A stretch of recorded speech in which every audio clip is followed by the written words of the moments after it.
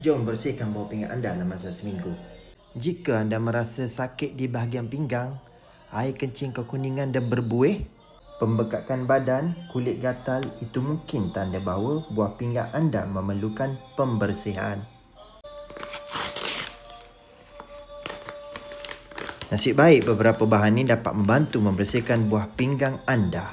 Seperti matcha, buah mulberry, ubi jala, ginseng dan juga kurma merah.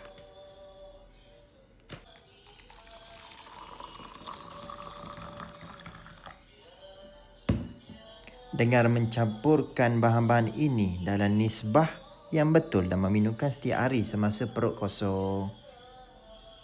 Okey, selepas seminggu pengambilan yang konsisten, buah pinggang anda akan dibersihkan sepenuhnya dan anda akan merasa lebih bertenaga. Okey, sekarang saya bagi promosi special yang last 100 pack tau. Cepat order sebelum stok habis. Cepat-cepat tekan beg kuning.